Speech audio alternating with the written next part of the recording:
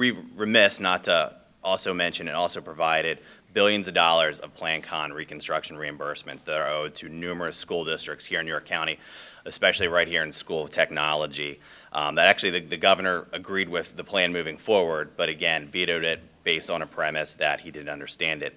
I want to discuss the pension veto. Obviously, the House and Senate passed landmark Senate Bill 1 pension overhaul.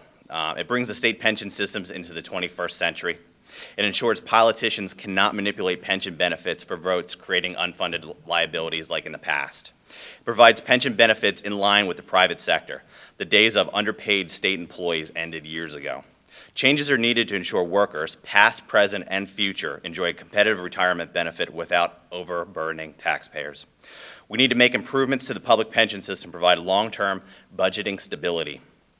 It changes the pension system in previous years that have contributed to the enormous unfunded liability of our pension systems. It is worth noting those changes were overwhelmingly supported by the public sector unions and others within the system. It keeps the promise to current employees. The benefit structure changes, and this is important to actually know what the changes are, and this is for new hirees only. New hirees. There are no changes for current benefits except for the people you're looking at right now. It's a defined compensation, a 3% employee minimum payment. The employer, for PSERS employees, it's 2.59%. For SERS, it's 3%. The employees pay a 3% minimum. It also provides a stacked approach where there's a cash balance plan where the employees pay 3%, no employer contribution, and it creates a permanent funding stream to pay off the unfunded liability. So there's a revenue source within the pension plan to actually pay off the unfunded liability over time. It provides anti-spiking provisions. It addresses the lump sum withdrawal, which will be allowed, but monthly payments will be lowered to account for lump sum withdrawals.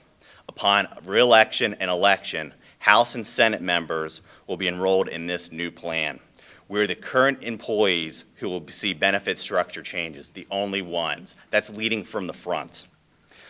It's interesting, I went on Wolf's Distributing Company's website, and I looked up benefits for their employees. This is a quote from the website.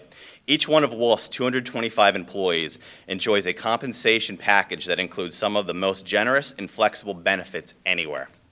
That benefit structure is a 401k plan, a defined compensation plan, a 3% employee minimum, and a 3% employer match. Almost verbatim to Senate Bill 1 benefit structures. Almost the same. When businessman Tom Wolf's money is on the line, a 401k pension is generous and flexible. When the taxpayers' money is on the line, Governor Wolf rejected the 401k concept. A 401k is generous and flexible for businessman Tom Wolf's private sector employees, but for Governor Tom Wolf's public sector employees, it's, quote, unfair. On the heels of the 10th anniversary of the July 7th, 2005 pay raise, the House and Senate are leading from the front on pension reform and including ourselves in the changes. With around 80% new members in the House since 2005, the days of self-service are over.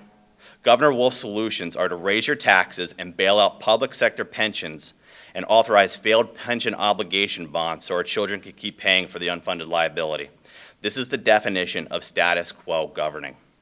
I believe this issue singularly clarifies who truly wants Pennsylvania or a government that works for all the residents of Pennsylvania, not just a select few.